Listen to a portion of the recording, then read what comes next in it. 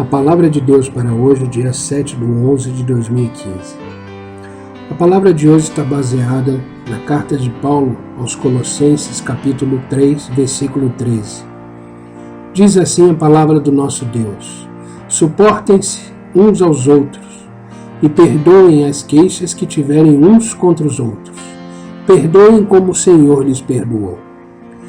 Graça e paz do nosso Senhor e Salvador Jesus Cristo, o Filho do Deus vivo. O perdão é uma das coisas mais libertadoras que alguém pode fazer. A falta de perdão é como uma pedra amarrada na perna de alguém que o arrasta para o fundo do mar. Se Deus perdoou os nossos pecados, e se nós queremos ser parecidos com Deus, que motivos podemos ter para não perdoar alguém? Se nós perdoarmos, receberemos perdão. Essa é uma verdade que nos deve motivar. Se realmente compreendermos o que Jesus fez na cruz, o perdão deve fluir no nosso coração.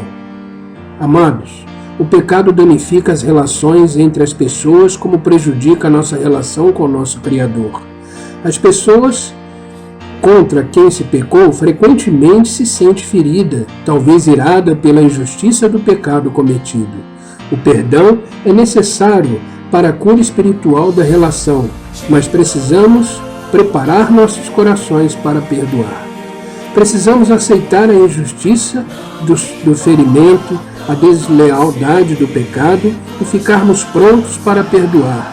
Observe os exemplos de Jesus e Estevão, Lucas 23, versículo 34 e Atos 7, versículo 60. Mesmo se o pecador se recusar a se arrepender, não podemos continuar a nutrir a raiva, ou ela se tornará em ódio e amargura. Veja em Efésios, capítulo 4, versículo 26. Ainda que o pecador possa manter a sua posição como transgressor por causa da sua recusa a se arrepender, seu pecado não deverá dominar o seu estado emocional. Se o pecador se arrepender, como posso aprender a perdoar? Jesus contou uma parábola sobre um servo que devia uma quantia enorme, 10.000 talentos ao seu rei. Isso está em Mateus, capítulo 18, do versículo 23 ao 35. Ele era incapaz de pagar a dívida e implorou ao rei por sua compaixão. O rei perdoou por sua enorme dívida, mas este servo prontamente saiu e encontrou um dos seus companheiros servos que devia a ele também uma quantia relativamente pequena, e exigiu o pagamento agarrando-o pelo pescoço. Ainda que o companheiro de servidão implorasse por compaixão, o credor entregou-o à prisão. Quando o rei foi informado dos atos do seu servo incompassivo, irou-se e reprovou este servo, entregando aos torturadores até que ele pagasse totalmente a sua dívida.